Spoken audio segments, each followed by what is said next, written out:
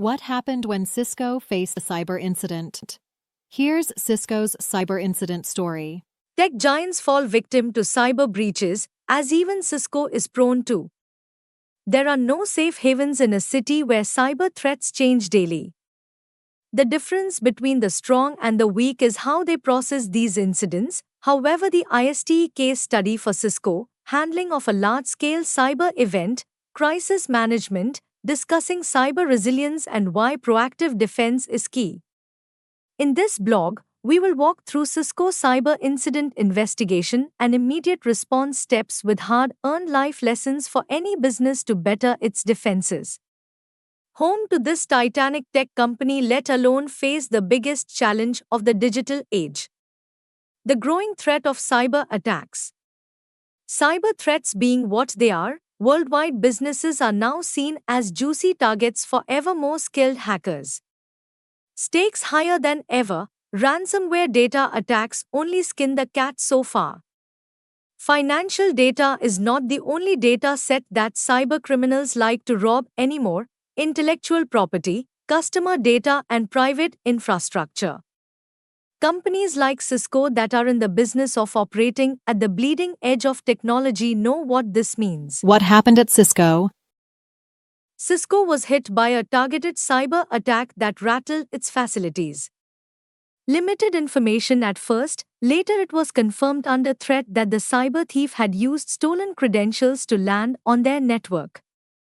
It is a loud alarm whistle of Cisco, not to the industry as a whole, according to me. We will now explore the full story on how the breach happened, the weaknesses targeted by threat actors, as well as its first-order effects of scrambling Cisco's operations and reputation. Cisco's immediate response. Cisco had a very timely and strategic reaction. They went live with their incident response playbook, using state-of-the-art tools for threat detection to limit the collateral damage. That included segregating affected systems, notifying stakeholders impacted relevant to the breach, and starting a forensic investigation into the breach. Their openness, without blowing sensitive, about the incident became a template for how to manage a cyber crisis. Lessons learned from Cisco's experience. 1. Strengthen access controls. The intrusion stressed how necessary multi-factor authentication (MFA) systems are. 2. Invest in employee training. It is usually the first line of defense against cyber threats. Employees. 3. Adopt a zero-trust model. Cisco incident underscored the need for ongoing verification of everything, internal and external users. Best practices for businesses to stay protected. 1. Implement multi-layered security. Firewalls, intrusion detection systems, and endpoint protection are crucial. 2. Regularly update and patch systems. Cybercriminals will often take advantage of outdated software. 3. Conduct simulated cyber attacks.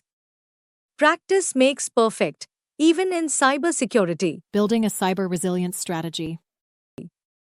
The tale of Cisco shows resilience is not about blocking every attack but to understand how to take the sting out of a bad situation. Enterprises should be investing in live monitoring, real-time threat intelligence, and overarching backup systems. With cyber resilience strategy, everyday business continuity even in the most traumatic event can be a possibility. If you found this video informative and useful, we'll always bring new concepts explained for you, so stay tuned with SprintSeal, and if you like the video, do share. If have any doubts or queries, do let us know in the comment section. Use the coupon code YouTube10 in our website to get 10% off on all our courses.